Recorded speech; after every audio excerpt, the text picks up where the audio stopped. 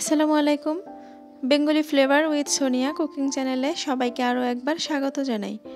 আজকে আপনাদের সাথে শেয়ার করব নুডলসের পাকোড়া রেসিপি। এটা কিন্তু খেতে অনেক বেশি মজা আর খুবই ক্রিস্পি হয়, আর সাথে যদি সস হয় তাহলে তো কথাই নেই। আর এটা বানানো কিন্তু একদম সহজ, খুবই ঝটপট বানিয়ে ফেলা যায়।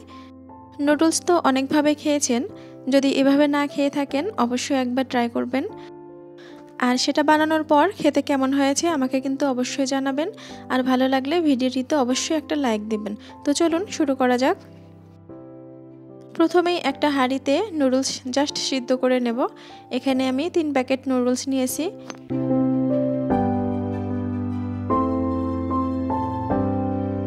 এবার নুডলসটা সিদ্ধ করার জন্য পানি অ্যাড করে দিচ্ছি।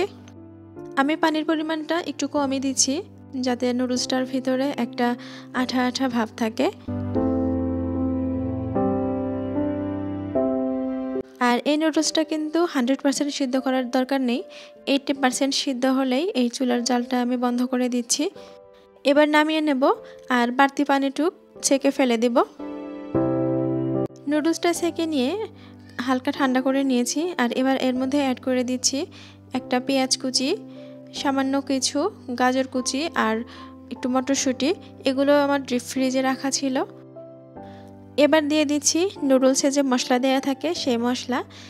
যেই কয়েক প্যাকেট নুডলস সেই কয়েক প্যাকেট মশলা দিতে হবে। আর দিয়ে দিলাম একটা ডিম। এবারে সবগুলো উপকরণ ভালোভাবে মাখিয়ে নেব। কালারের জন্য সামান্য একটু হলুদ গুঁড়া দিয়ে দিচ্ছি।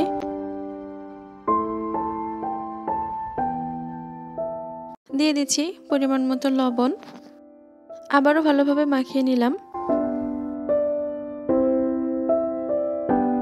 এবার দিয়ে দিব সামান্য পরিমাণ আটা, এটা জাস্ট বাইন্ডিং এর জন্য।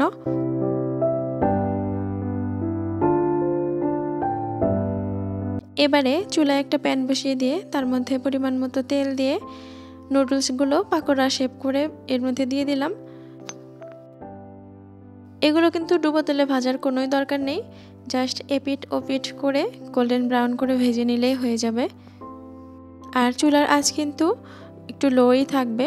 চুলার আঁচ বেশি হলে দেখা যাবে যে পুড়ে যাওয়ার সম্ভাবনা থাকবে।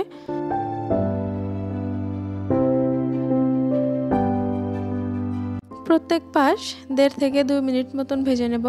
আর মোট 2-3 বার করে উল্টে পাল্টে এরকম করে ভেজে উঠিয়ে ফেলবো। আজকে এই পর্যন্তই।